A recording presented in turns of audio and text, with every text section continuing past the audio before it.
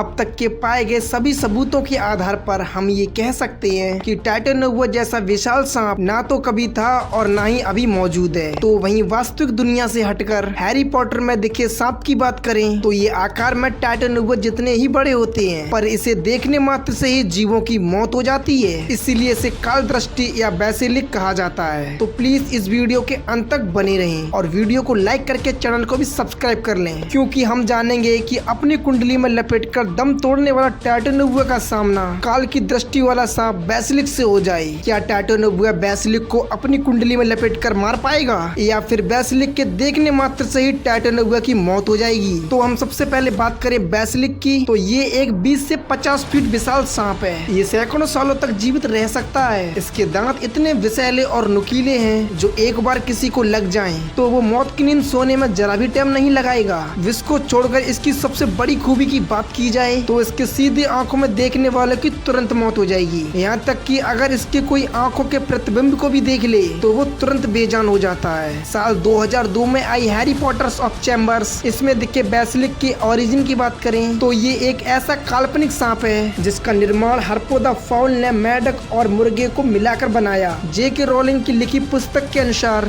जब भी मुर्गे के अंडे, जो कि वास्तविक दुनिया में नामुमकिन और काल्पनिक दुनिया में काफी रेयर माने जाते हैं, उस अंडे को मेढक के नीचे रखकर जब उसे हेज करवाया जाता है तब उससे काल दृष्टि यानी बेसिलिक का जन्म होता है। शायद यही वजह है कि ये इतना शक्तिशाली होने के बावजूद भी इसे मुर्गे की आवाज से काफी डर लगता है। अगर हम इसके शारीरिक संरचना की बात करें तो ये डार्क ग्रीन कलर की होती हैं और इसकी आंखें पीले रंग की होती हैं। इसकी त्वचा अन्य सांपों की तरह ना होकर किसी ड्रैगन की तरह कांटेदार और मजबूत होती हैं, लेकिन ये भी बाकी दूसरों की सांपों की भांति अपनी कैंचुली यानी स्किन सेट करती हैं। साधारण तौर पर ये 900 से 1000 सालों तक जीवित रह सकते हैं और सर्प भाषा का इस्तेमाल करके इसे अपने बस में भी किया जा सकता है। बेसिलिक के आहार की बात करें तो ये छोटे चूहे और छोटे मोटे जानवरों को मारकर खाते हैं। यहाँ तक कि शिकार अगर ज्यादा बड़ा हुआ तो वो शिकार उसके विष से या फिर उसकी आंखों में देखने से ही चंद पलों में मौत की नींद सो जाता है। वहीं इसकी त्वचा एक ड्रैगन की बात होने की वजह से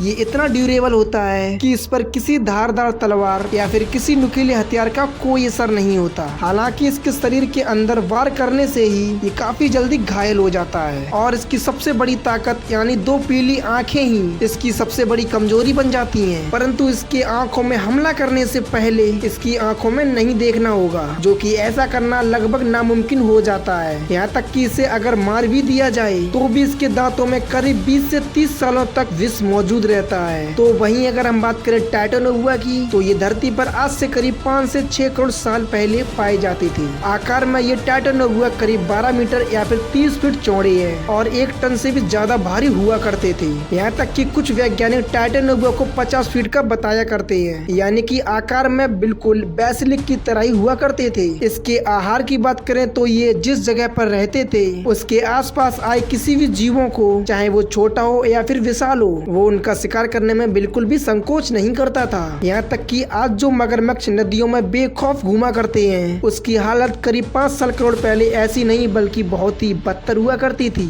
ये अपने शिकार पर कुंडली बनाकर अपनी पकड़ को बहुत ही मजबूत करते जाते थे और पकड़ मजबूत होते ही शिकार अपनी मौत के आहोश में आ जाता था। इसकी पकड़ इतनी मजबूत होती थी जिसकी पकड़ में बड़े से बड़े जानवर भी दम तोड़ देते थे। तो दोनों की बात पर गौर किया जाए कि ये दोनों ही सांप समान आकार के हैं, पर दोनों में ही कुछ खूबियां तो कुछ खामियां भी पाई जाती हैं, जैसे कि बेसिलिक को मंत्रों से कंट्रोल किया जा सकता है तो वहीं टाइटेनोबुआ की ऐसी कोई कमजोरी नहीं है, इसे कोई भी अपने वश में नहीं कर सकता। 5 करोड़ साल पहले इंसान पाए ही नहीं जाते थे। हालांकि आज अगर टाइटेनोबुआ जीवित होते तो हो सकता है आज भी इंसान टाइटेनोबुआ को अपने बस में करने की कोशिश करते, क्योंकि इंसानों ने शेरों से लेकर हाथियों को भी अपने बस में किया है। जहाँ एक मुर्गे की आवाज से बेसिलिक भी डर जाता है तो वहीं टाइटेनोबुआ भी किसी की आवाज से नहीं डरता, लेकिन टाइटेनोबुआ के दांतों में विष नहीं पाया जाता है। तो वहीं बेसिलिक के दांत बहुत ही जहरीले होते हैं। टाइटेनोबुआ की त्वचा भी उस हद तक सख्त नहीं होती जितनी कि किसी बेसिलिक की खाल ड्रैगन की भांति मजबूत होती है। अगर टाइटेनोबुआ को एक नजर कोई देख ले तो वो डर तो जरूर जाएगा, पर बेसिलिक को देखते ही उसकी मौत हो जाएगी, जो कि ये सबसे बड़ा हथियार है। ऐसे में जब काल्पनिक दुनिया से निकलकर ये वास्तविक दुनिया में आई और फिर टाइटेनोबुआ भी समय की बेड़ियों को तोड़कर धरती पर वापस आ जाए और दोनों ही सांपों में एक भयानक घमासान घमासान युद्ध हो जाए तो उसका नजारा कुछ इस प्रकार होगा। ये दोनों ही सांप काफी आक्रामक स्वभाव के हैं, इसीलिए दोनों ही सांप एक दूसरे के काफी तेजी से बढ़ेंगे। पर टाइटैनोबुआ जैसे ही बेसिलिक की आंखों की तरफ देखता है तो वो वही मारा जाएगा। अगर वहीं टाइटैनोबुआ घात लगाकर पीछे से वार करके चारों तरफ से अपनी कुंडली बना लेता है, तब भी टाइटैनोबुआ की कोशिश बेकार जाएगी। यहाँ तक बेसिलिक की कांटेदार त्वचा से